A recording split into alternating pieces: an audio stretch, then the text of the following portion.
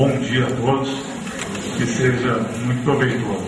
Essa proposição do tema Chico e o Valde, ela é muito interessante porque ela nos abre a possibilidade de analisar com um pouco mais de cuidado a relação visceral, umbilical, estrutural que existe entre essas duas obras.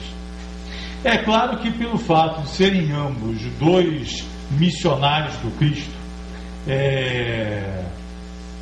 evidentes, assim, né, impressionantes em seu comportamento, em sua atitude, na variedade, na profundidade das suas obras, é claro que isso já facilita a identificação, né? Há um elemento aí de comportamento, há uma atitude cristã que se destaca de tal maneira nas duas biografias que se percebe a identidade, né, na essência ali, no vínculo com Cristo. São duas obras cristocêntricas.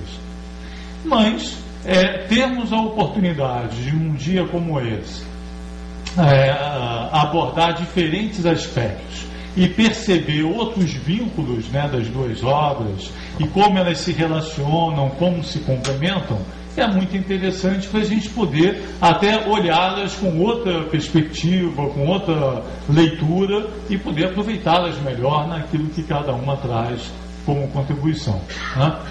Então, nós procuramos fazer isso. Como essa é a primeira palestra do dia, nós procuramos fazer como se fosse uma visão geral, procurando mostrar alguns pontos de contato que nem sempre são destacados, são assim, salientados ao longo das conversas, para que a gente depois possa aproveitar até melhor as palestras que virão por conta dessa introdução. Para começar aqui, eu quis trazer um grande participante de congressos espíritas, que foi o Leon Denis, né, que presidiu o Congresso Espírita Internacional de 1925.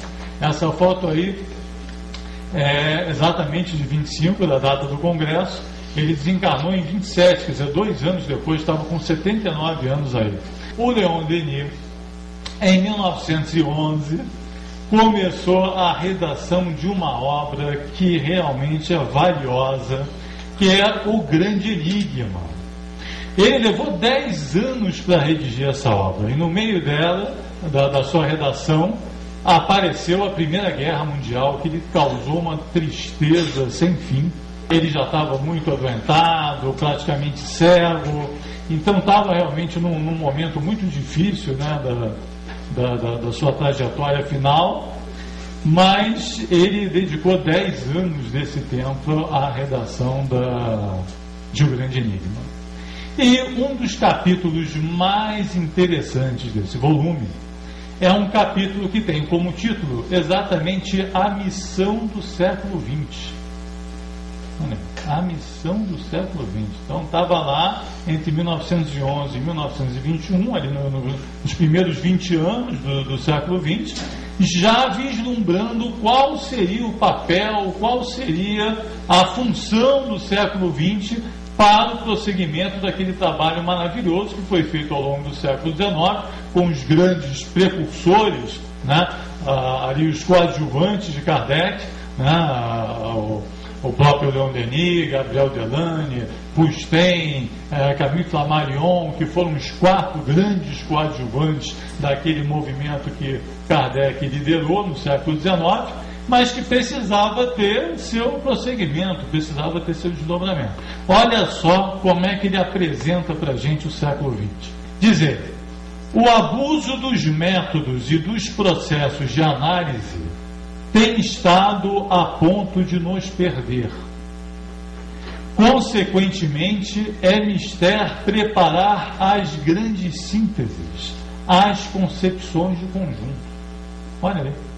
Naquele momento, ele estava, né, salientando para a gente, criticando o excesso de especialização que a ciência apresentava naquela virada do século XIX para o século XX. Né? Uma supersegmentação do conhecimento, um materialismo predominante, entendendo que as análises da ciência e o seu método de detalhamento exaustivo de cada assunto seriam suficientes para nos dar as verdades completas, as respostas completas, né, para o progresso do conhecimento. E ele, percebendo que não, claramente se manifestava: não, nós precisamos das grandes sínteses, nós precisamos das visões do conjunto, precisamos de uma visão unitária do todo, e não essa supersegmentação, essa superespecialização que está ali se apresentando, nadando contra a corrente da tendência que se apresentava naquele momento. Mas diz mais, diz ele: para aplicar métodos novos são precisos homens novos. Quer dizer, não é com esse pensamento reinante fora, com essa forma de pensar que nós vamos conseguir avançar. Nós precisamos de mentes novas, precisamos de homens novos, de uma psicologia nova para poder avançar, né? Porque junto com a segmentação existe o sectarismo. A partidarização, né? Partidarização, a divisão, o espírito divisionista, o espírito de fração, que ele não consegue, né? Hoje nas escolas a palavra de ordem é interdisciplinaridade, né? Exatamente se procurando essa visão de conjunto.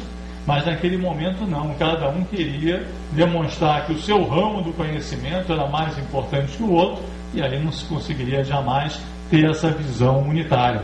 Mas para chegar a ela, era necessário também uma atitude de fraternidade, um novo modo de pensar que não se apresentava naquela ocasião. E completa: prepara-se, entretanto, o trabalho de renovação. O século XIX e o começo do XX viram aparecer os precursores.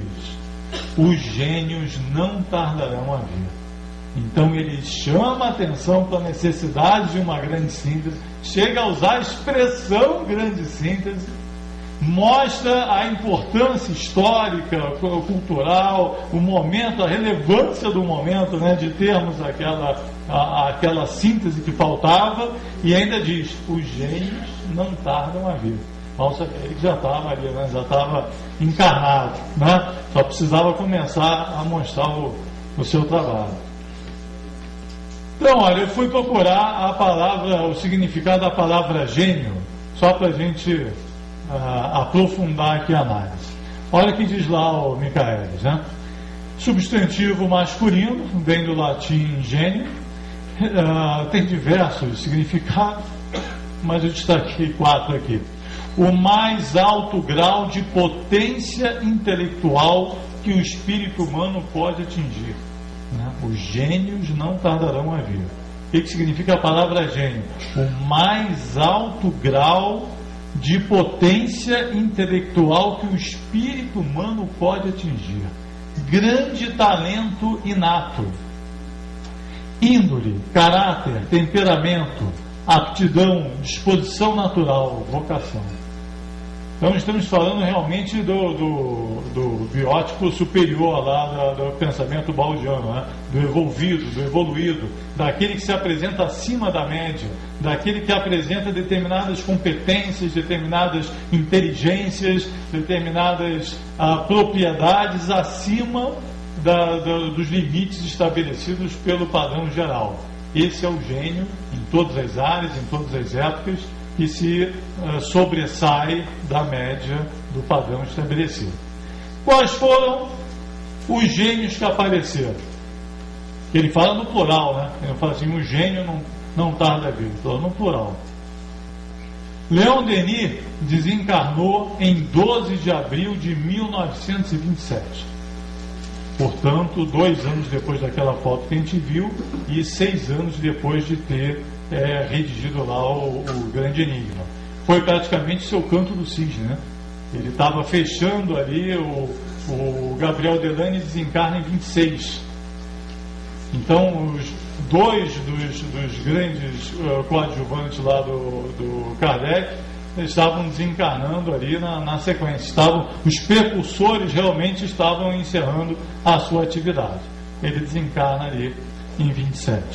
Em 27, exatamente, na Itália, Ubaldi inicia a redação dos seus primeiros artigos e em julho de 27, na revista Constança, Argentina, ele publica o seu primeiro artigo, que ficou imortalizado na obra Fragmentos de Pensamento de Paixão, chamado Os Ideais Franciscanos e a Psicologia Moderna.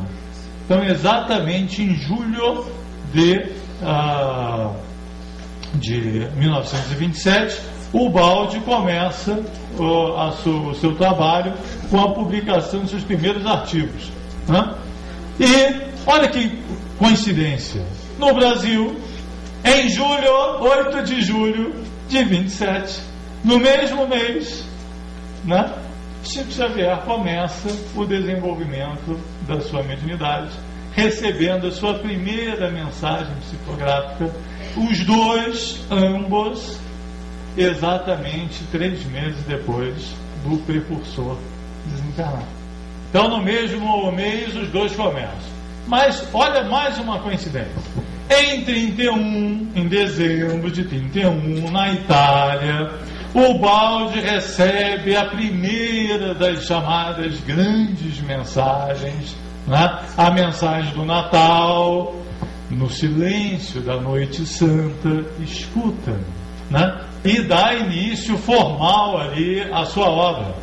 No mesmo mês, no Brasil, em dezembro, conclui-se a elaboração da primeira obra psicografada por Chico Xavier, o Parnaso de Além Túmulo, com o mais belo prefácio de toda a obra de Chico Xavier, no nosso entendimento, na nossa apreciação, o mais belo prefácio da obra do Chico, dos 450 volumes, é o do Parnaso. É o Chico com 21 anos de idade, dando seu depoimento, se apresentando ao público e trazendo a sua primeira obra. Está lá o Parnaso de Além Túmulo.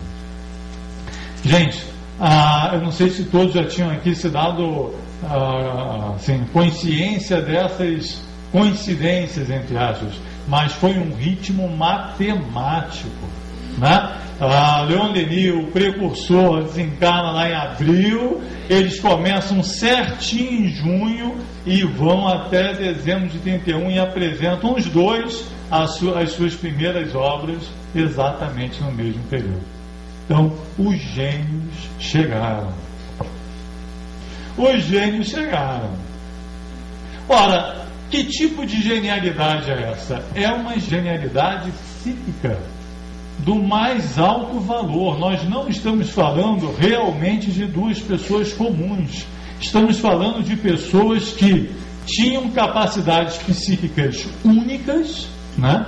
Que um dia merecerão realmente um estudo da parte da ciência, porque eram precursores, né, de um homem do futuro, de um biotipo do futuro, e trazendo realmente competências e características biológicas, psíquicas, completamente superiores à nossa média comum, né, ao chamado padrão de normalidade. E ao mesmo tempo, e não coincidentemente, uma qualidades morais superlativas, com uma capacidade de trabalho, de sacrifício em prol do todo, em prol da humanidade, completamente acima dos padrões normais, né? Dentro daquela abordagem da evolução do amor, né, da grande síntese, estavam lá no ápice do altruísmo, no patamar do sacrifício pessoal pela causa e pelo todo, né?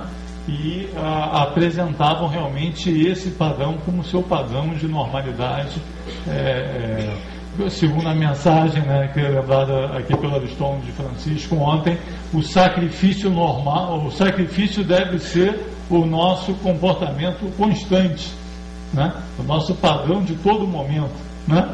Quer dizer, o sacrifício era a regra, era a base da existência desses dois.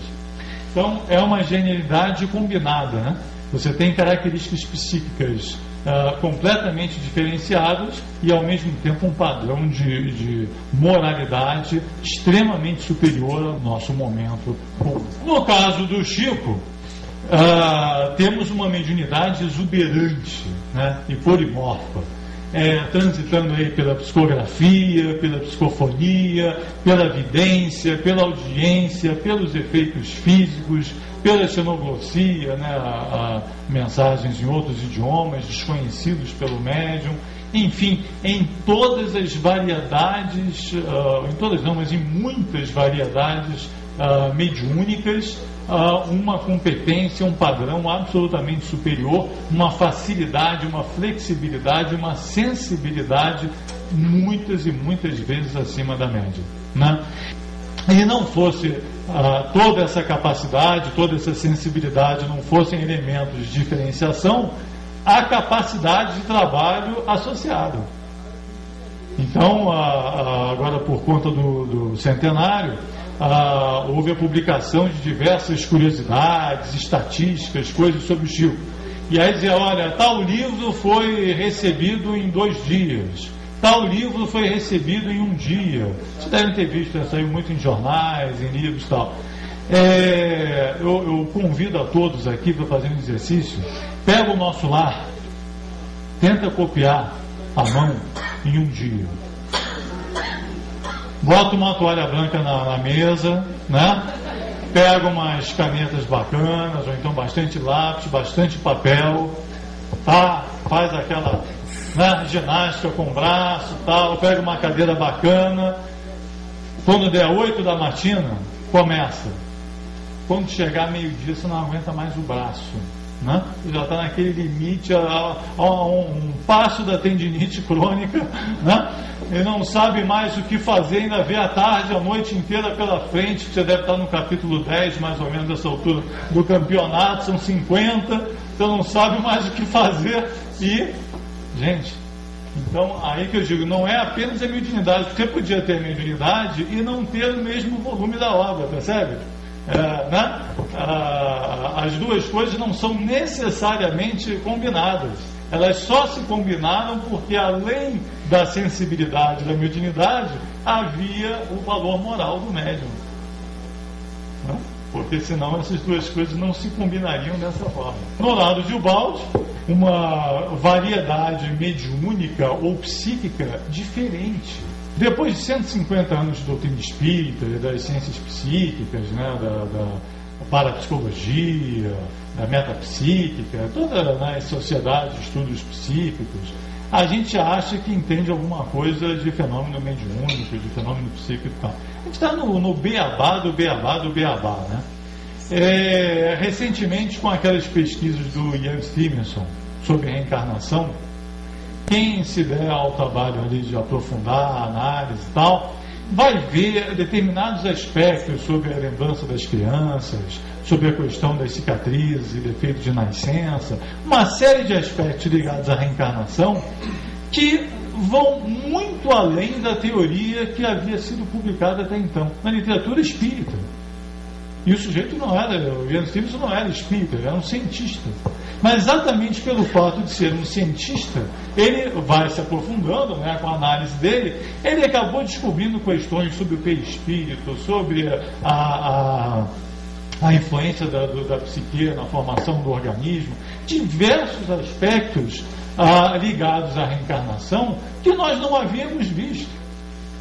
E aí você, puxa vida, eu não tinha visto isso em nenhuma literatura espírita. Foi um cientista, foi necessário um cientista entrar no circuito e fazer o trabalho que fez. Foram 60 anos de estudo sobre reencarnação, com 2.400 casos registrados, etc, etc, para ele poder chegar àquela conclusão.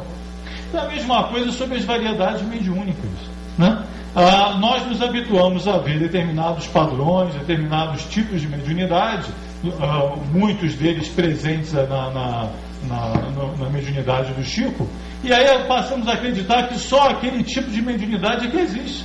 E aí vem o Ubaldi e já apresenta um tipo, uma variação que, embora parecida em determinados aspectos, não é exatamente igual. Mas a vida, sim, a vida é plural, a vida é diversa. Você já viu as flores? né? Vai aqui fora, procura uma flor igual a outra. Então a gente vai ter que aprender, e provavelmente outros missionários que virão também com faculdades psíquicas super desenvolvidas, provavelmente vão apresentar características outras, diferentes deles dois. E não serão nem melhores nem piores, serão apenas diferentes, porque a vida é plural. Né? Então, aqui era outra história, uma captação noúrica consciente, um estado de concentração, um estado de tensão psíquica provocado, ativado, lúcido, de sensibilização progressiva associada à sua própria existência, às dores que enfrentava, às dificuldades que enfrentava, para poder receber e sintonizar com aquelas correntes de pensamento que sustentavam a obra ao longo do caminho. Uma hiperestesia psíquica, exatamente associada a essa captação, quer dizer, era um estado de superação, de autossuperação contínuo, não se contentando com um patamar alcançado em determinado volume, era preciso mais do melhor. Né? Mais do melhor, não podia ser mais do mesmo, ou seja, mais uma produção do mesmo nível psíquico alcançado no volume anterior. Tinha que ser mais do melhor, porque o próximo estágio tinha que ser superior ao estágio anteriormente alcançado. E assim numa progressão contínua até chegar ao último volume, Cristo, que era já aguardado como o ápice de uma trajetória evolutiva permanente. Né? Uma mediunidade dentro da classificação tradicional proposta por Kardec lá no Livro dos Médiuns. Uma mediunidade intuitiva, inspirada, consciente, associada a uma grande e refinada capacidade intelectiva. Quer dizer, quando a gente fala de preparo do médium, né? Ela fala, olha, o médium tem que se preparar, tem que estudar, né? Mas imagina um super médium, uma super capacidade intelectiva, né? Uma bagagem cultural fantástica, combinada com uma sensibilidade psíquica diferenciada. Quer dizer, uma combinação, né? Fantástica. Basta ver a qualidade do texto de Baldi. Se não bastassem tantas ideias maravilhosas na obra, a qualidade do texto é absurda. É fantástica enquanto redação, enquanto texto. Né?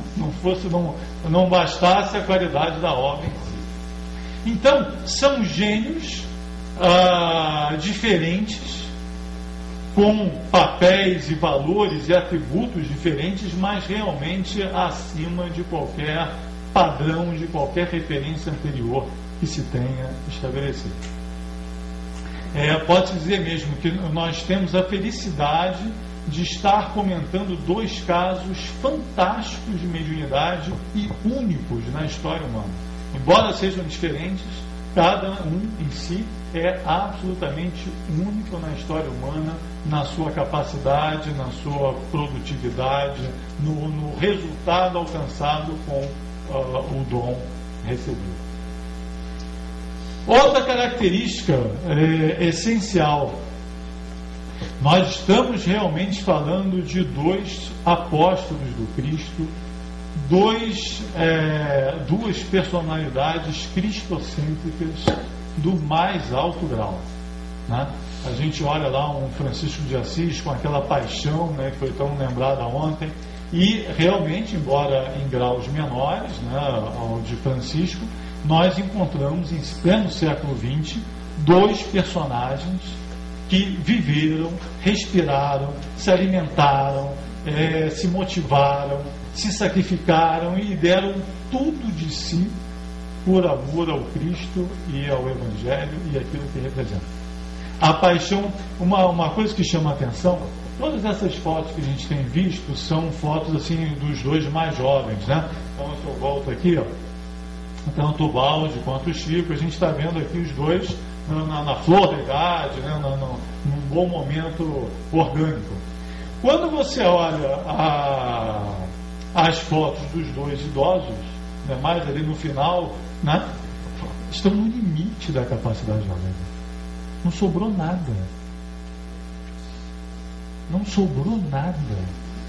Você olha o resultado, né, orgânico, Não tinha mais o que dar. Teve que acabar o processo internatório porque não sobrou nada, né? Não tinha mais substância, não tinha mais elemento, ele tinha dado tudo. O que mais você pode dar a alguém depois que deu tudo? Amor. Só, né? Só, mas aí não tem nem mais como expressar, né? E aí talvez ele fique maior ainda, né? Aquela hora quem encontrava o Chico idoso, né? E o Balde também ali no limite, né? Já na clínica, não tinha mais o que dar, não tinha mais o que oferecer. A paz é sempre o resultado da completa exaustão, né?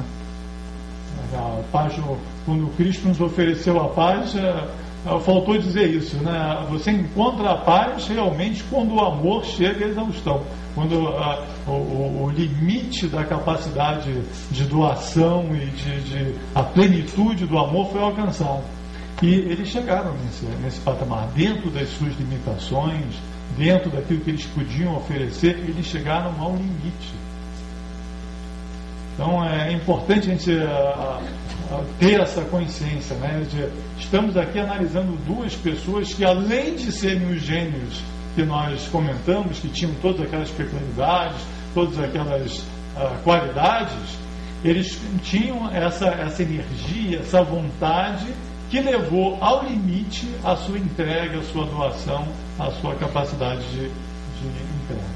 Então, duas fontes que se completam, mas que são diferentes, porque complementariedade não é igualdade. Qual delas será maior? É uma bobagem esse tipo de pergunta, mas uma completa bobagem. Quem foi maior, Chico ou Balde? Quem é maior, a rosa ou a tulipa? Né? Vamos ver, quem é a orquídea ou a rosa? Qual é a mais perfeita? Vamos fazer concurso, imagina? Né? A delicadeza, a perfeição de uma orquídea contra a delicadeza e a perfeição de uma rosa.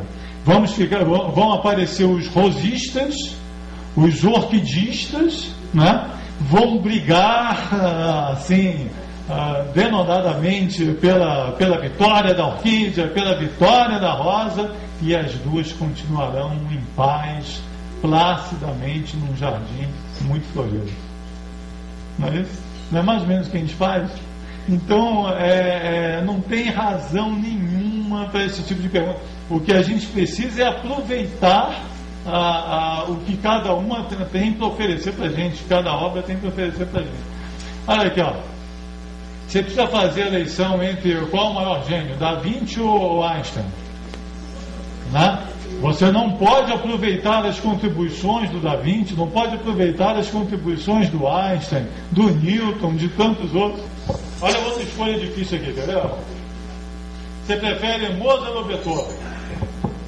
Vamos criar o grupo dos beethovenistas, dos mozaristas, e os dois vão brigar ali, porque Beethoven é melhor do que Mozart, Mozart é melhor do que Beethoven, e os dois estão lá no Parque da Música, em nosso lar, né? Aquela paz, aquela harmonia. Gente, você pode uma hora ouvir um, outra hora ouvir o outro, né? E aproveitar. Né? Outra escolha difícil. Você prefere Rembrandt ou Van Gogh? Percebe a inconsistência da proposta de escolha? Hã? Olha aqui, ó, o exemplo.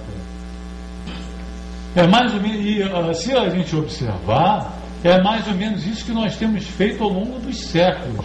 Não, eu sou o baldista. Não, eu sou chiquitista. Né? O baldista é melhor, eu tenho carteirinha de um baldista. Não. Lá no meu clube não entra alguém que não seja o baldista, não. O negócio é sério. E os chiquitistas são o maior número, então ele é mais importante. Ridículo, né? É mais ou menos assim que a gente pode estar rindo agora, né, gente? Mas se pensar bem, o negócio é sério, né? É por aí que a gente escorrega, né? Olha como é que fica muito mais bonito o universalismo. As cores podem e devem ficar juntas. E se você as reúne de maneira harmoniosa, você fica muito, muito mais satisfeito. Então, só para a gente guardar, senão fica aquela história: eu sou mais universalista do que você. Não é? Eu sou mais universalista que você. Olha, calma. Missionário não tem rótulo. Atenção, porque cheguei no pedaço, né? É o cara, esse é o cara, né? Não tem rótulo, não tem. Infelizmente, a gente não nasce com fitinha na testa para dizer: olha, eu sou isso, sou aquilo. Sabe como é que a gente descobre quem são os caras de verdade? Com as suas próprias vidas e com as suas próprias obras. Mostra-me a tua fé sem obras, que eu te mostrarei a minha fé pelas minhas obras.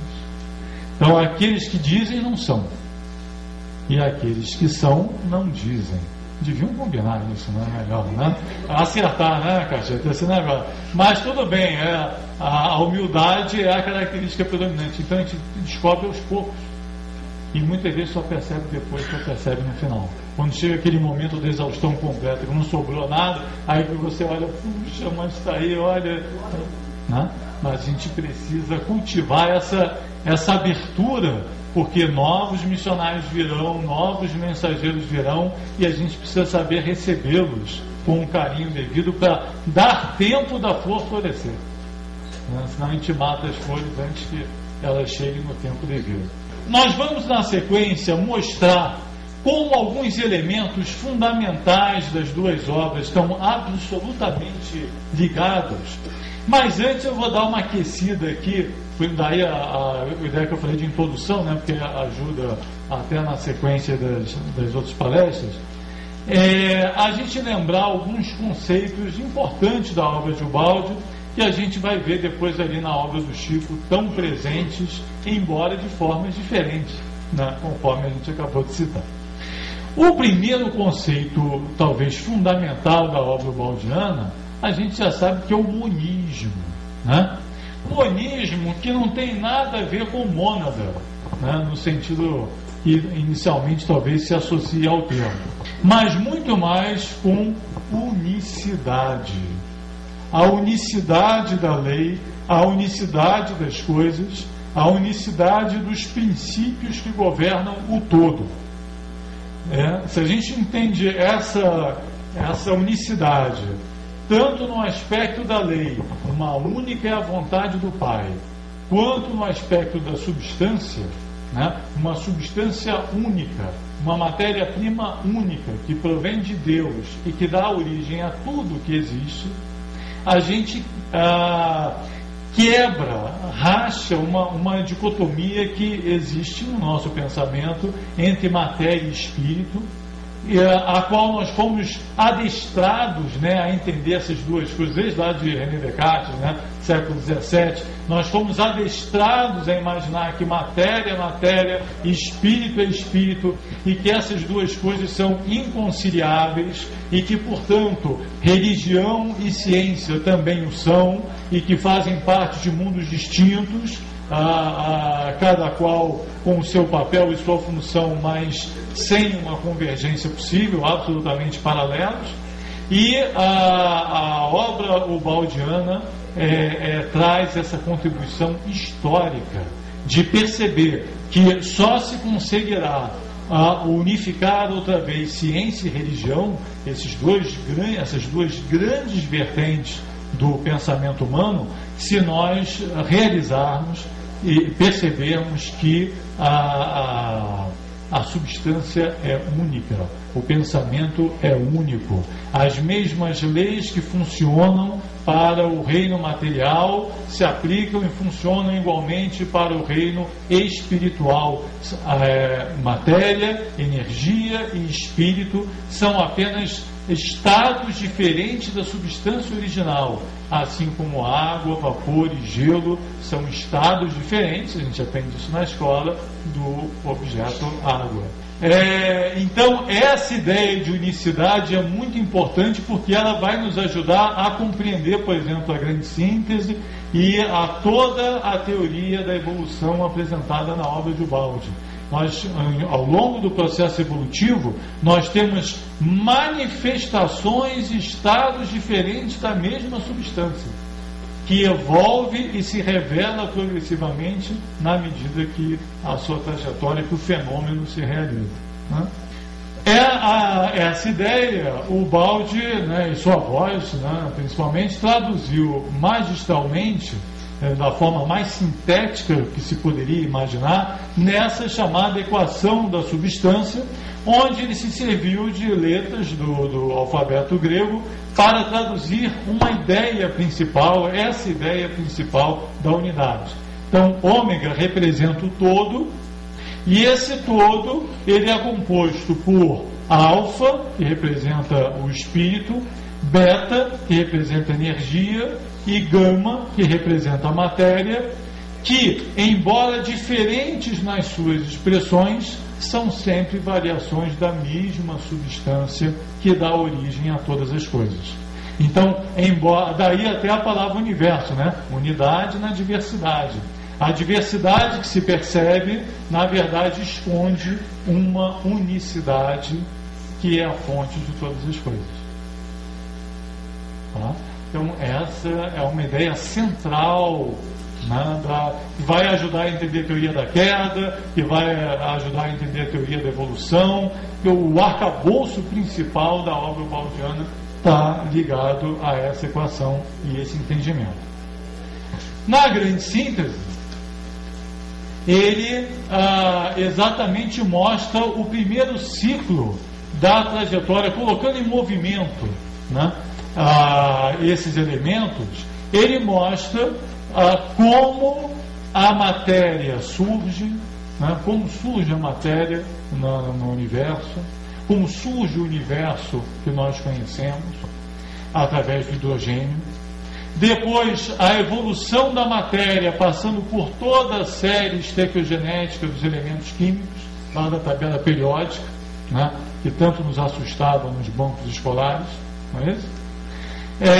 Depois, a transição da matéria para a energia através da radioatividade, a circulação e evolução da energia pelo espaço através das diferentes frequências, assumindo propriedades distintas conforme o padrão de frequência alcançado, passando pelos raios gama, pela energia gravitacional, pela energia elétrica, pelas variações da cor, pelo som, enfim, por todas as variações, pelas ondas hertzianas que a gente conhece aí da televisão, do rádio, né? Então, mostrando que todas essas variações de propriedades, essas variações de comportamento, são apenas variações de uma mesma substância que, conforme a sua organização, o seu padrão de ondas, etc., se apresenta com propriedades e com funções diferentes.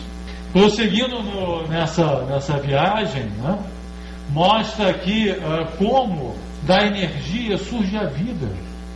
E com o surgimento da vida, as primeiras manifestações do psiquismo, da consciência, e depois como essa consciência evolve, passando pelas fases iniciais, né, dos reinos mineral, vegetal, animal, até alcançar a condição humana, e ainda assim seguindo numa trajetória imensa até Cristo, até o anjo, até as formas superiores de consciência.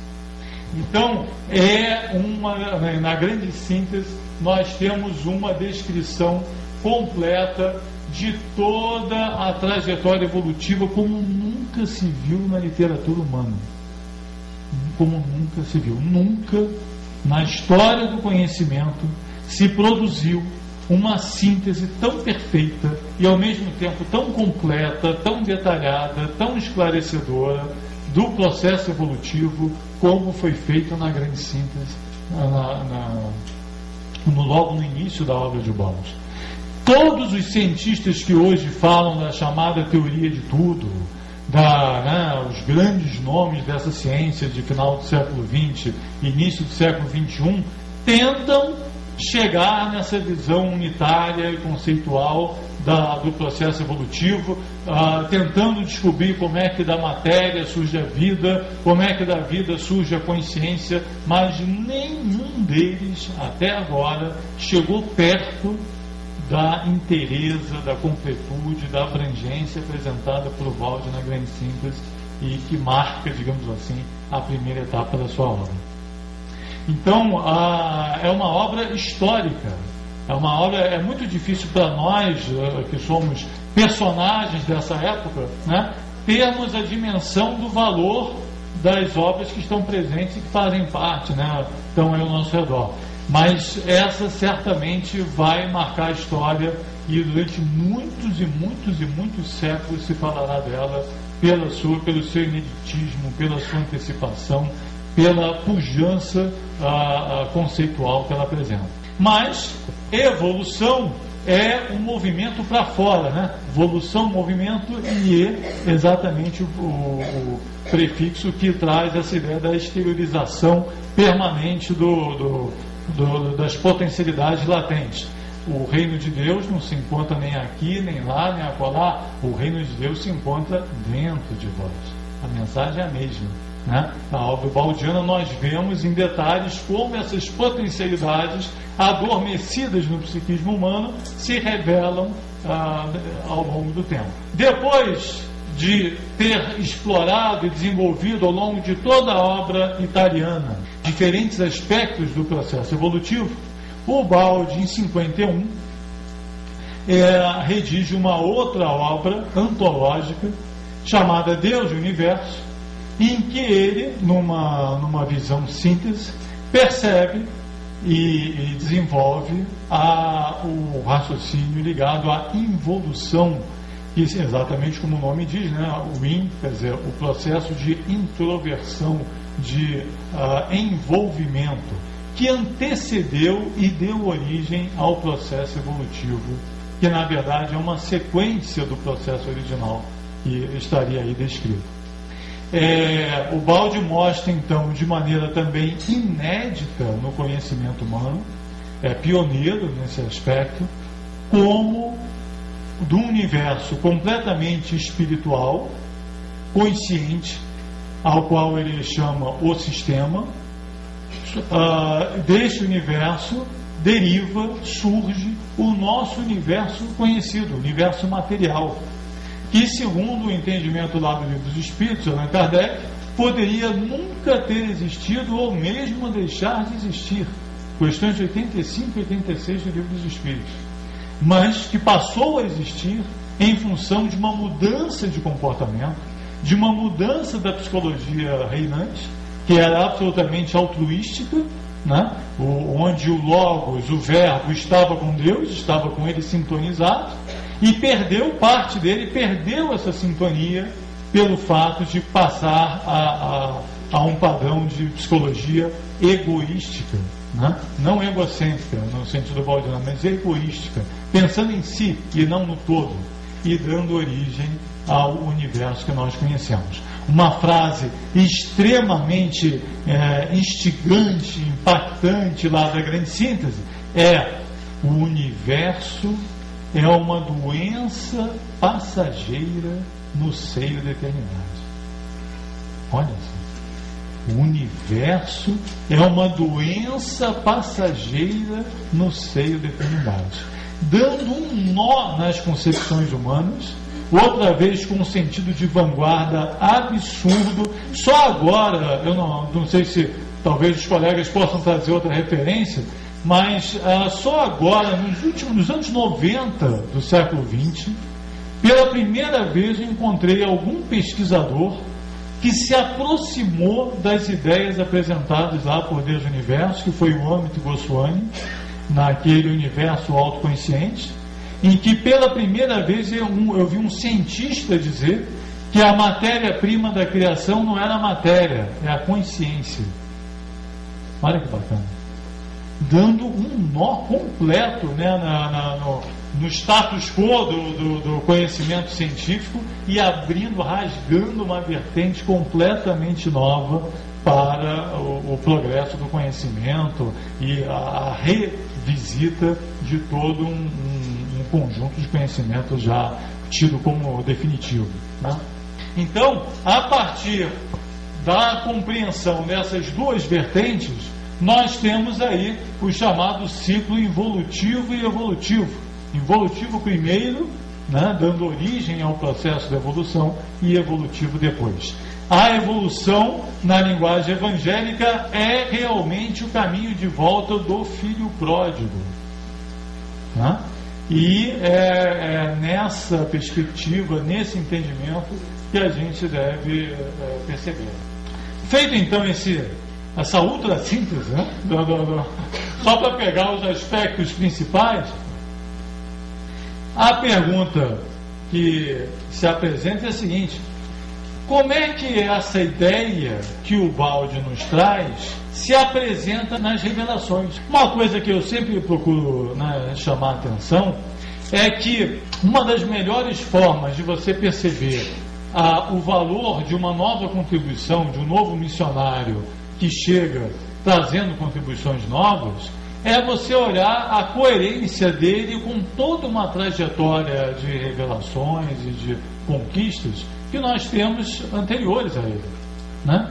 Se a fonte é o Cristo, né? Vamos dizer assim, se a fonte é o Cristo, as ideias são as mesmas e estão sempre presentes, né? Elas podem ir trocando a veste, né? Se atualizando, se aprofundando, apresentando novas formas, mas há uma coerência moral e conceitual que une as revelações quando elas têm uma fonte comum.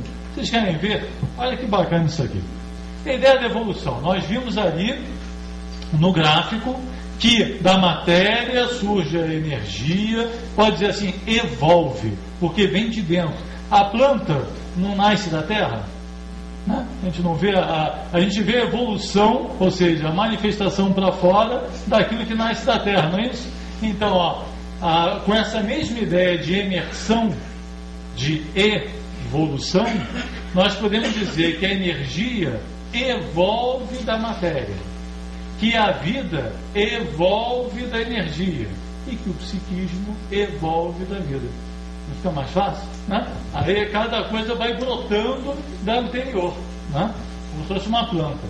Olha como é que essa ideia está presente desde lá de Moisés, sempre esteve presente e apenas a gente não percebia com a clareza. Agora é fácil, né? Você olhar para trás e perceber a moleza, mas ela sempre esteve ali, a gente que não via. Gênesis de Moisés: e formou o Senhor Deus o homem do pó da terra.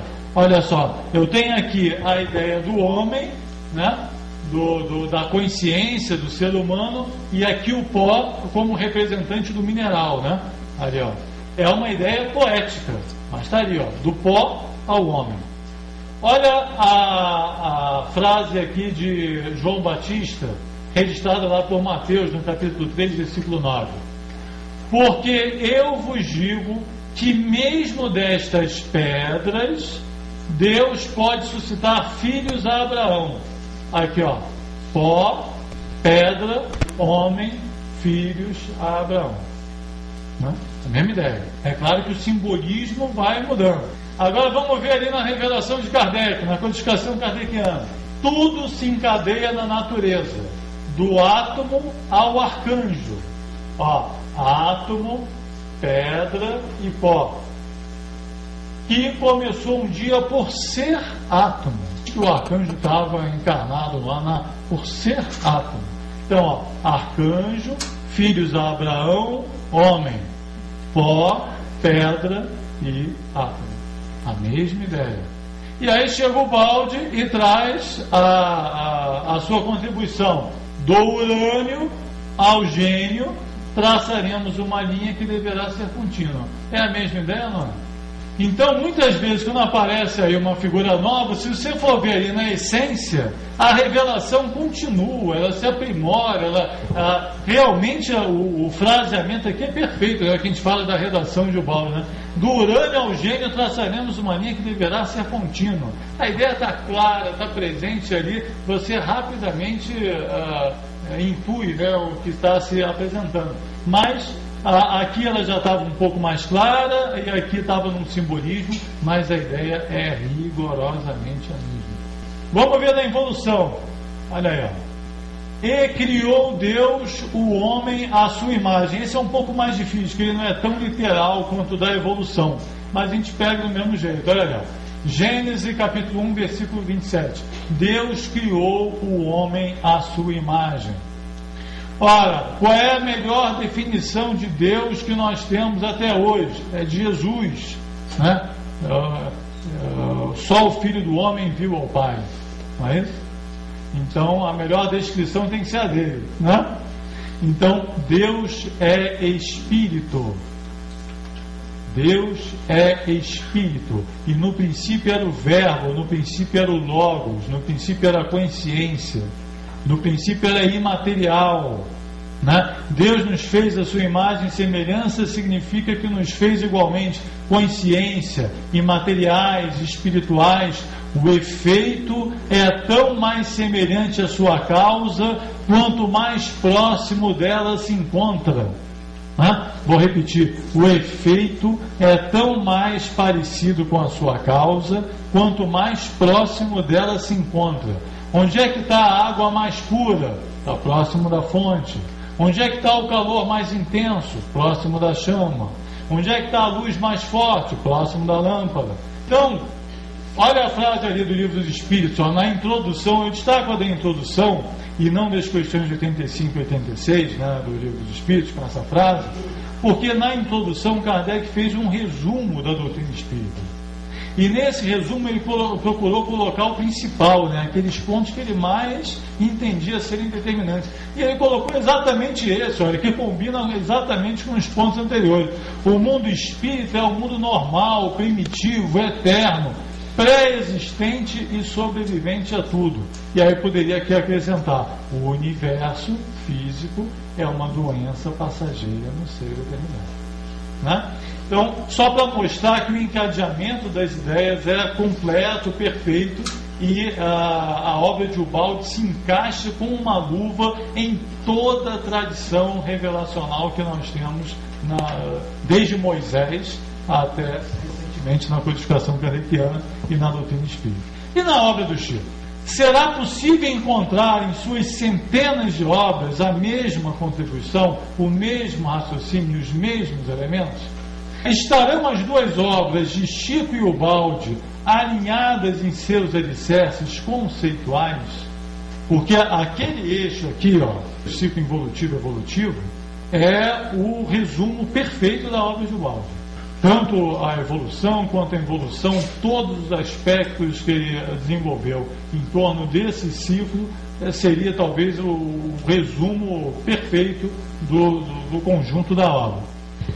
Se as duas obras, Chico e Ubaldo, estiverem alinhadas em relação a esses itens, o restante são as variações, são as diversidades das obras que são naturais. Cada um, por exemplo, a coleção de Luiz com a revelação do mundo espiritual. Era a missão do Chico. Ponto. Né? Nunca nós tivemos, nenhum outro missionário trouxe revelações tão completas, tão exaustivas, tão detalhadas, tão consistentes da existência do mundo espiritual, senão o Chico. Ponto.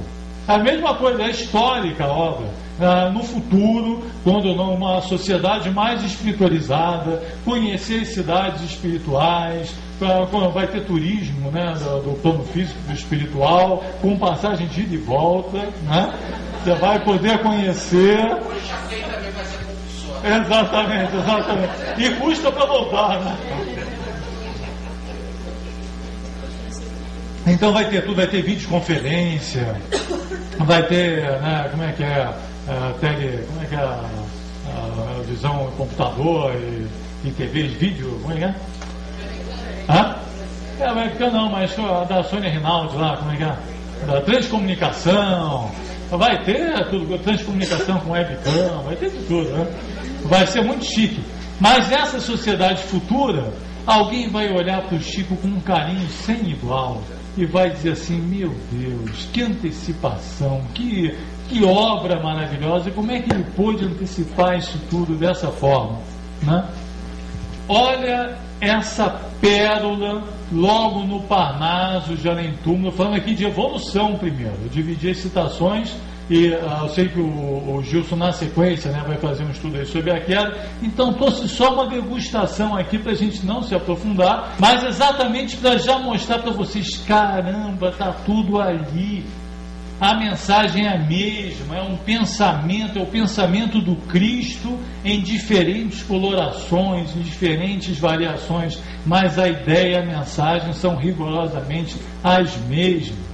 Então, olha esse primor de poema, né? E dizia Cecília Meirelles que a arte é o dom de traduzir o infinito numa só expressão, né?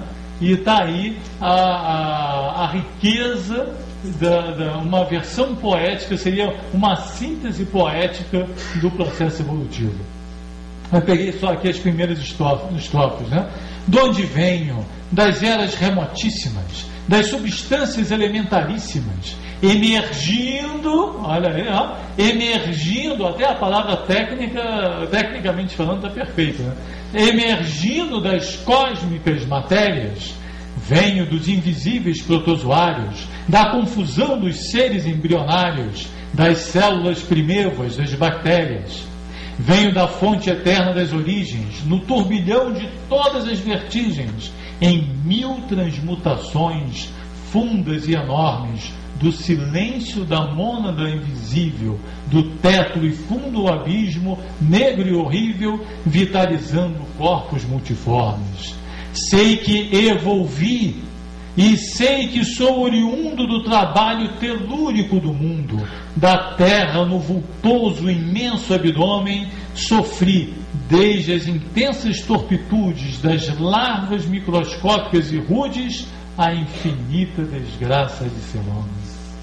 Aí você pergunta: o que é melhor, a rosa ou a tulipa? Né? Quem é maior, o Chico ou o Bauser? Tá aí, gente, é pra gente desfrutar disso. Quer mais? Há alguns anos também o poema chamado Evolução, né? Se devassássemos os labirintos dos eternos princípios embrionários, a cadeia de impulsos e distintos, rudimento dos seres planetários, tudo o que a poeira cósmica elabora em sua atividade interminável, o anseio da vida, a onda sonora, gente, parece que está resumindo lá o processo da evolução da energia, que percorrem o espaço imensurável, veríamos o evolver dos elementos, das origens às súbitas ascésias, transformando-se em luz, em sentimentos, no assombroso prodígio das estésias, no profundo silêncio dos inermes, inferiores e rudimentares, nos rochedos, nas plantas e nos vermes, a mesma luz dos corpos estelares. É uma pérola, é uma obra-prima da literatura universal. Poderia ter um panteão para esses poemas em qualquer museu do mundo, né? Devia estar no Louvre, né? Do lado lá da Mona Lisa, botar esse poema na sua extensão, que é imenso. Aqui eu trouxe só o iníciozinho para a gente ter uma ideia. Agora vimos em poesia, quer ver em prosa? Está lá, o Calderaro, no Mundo Maior, a página 49. Por quê? Porque tem gente que vai entender a ideia pela poesia, mas tem outro que precisa da prosa, precisa daquela versão romanceada do André Luiz. Então, a cada um segundo a sua necessidade. A ideia é a mesma, mas ela se apresenta de forma adequada à necessidade de cada um. Está aí, ó. Na verdade, não há nisso mistério algum. Voltemos aos ascendentes em evolução. O princípio espiritual acolheu-se no seio técnico das águas, através dos organismos celulares. A história toda. Eu não vou ler aqui para a gente não. Mas só para mostrar que tem lá um poema brilhante, absurdamente brilhante, e tem também a explicação em prosa, numa linguagem mais simples, né, de acordo com a necessidade de cada um. Consegui me furtar aqui a trazer uma citaçãozinha sobre a ideia da unidade da substância. Concluímos assim que há fluidos materiais e fluidos espirituais, que os primeiros são elementos inconscientes e passivos, e os últimos a força eterna e transformadora dos mundos, salientando-se que uma só lei rege a vida. Monismo. Uma só lei rege a vida, em sua identidade substancial. Está aí Emmanuel fazendo coro com sua voz, né? No Consolador do Emmanuel, até as expressões são absolutamente as mesmas que se encontram na grande síntese. Estão falando em coro, literalmente em coro. Evolução da matéria é um título de um capítulo da grande síntese. As individualizações químicas possuem igualmente a sua rota para a obtenção das primeiras expressões anímicas. É exatamente um resumo do ciclo de evolução da energia para a vida descrito na grande síntese. Através da radioatividade verifica-se a evolução da matéria. Idem, está tudo lá exatamente igual. Exatamente igual, com as mesmas palavras. Vamos ver sobre a queda. Olha que primor, que Castro Alves, através de Chico Xavier, no Parnaso de Além Túmulo, né?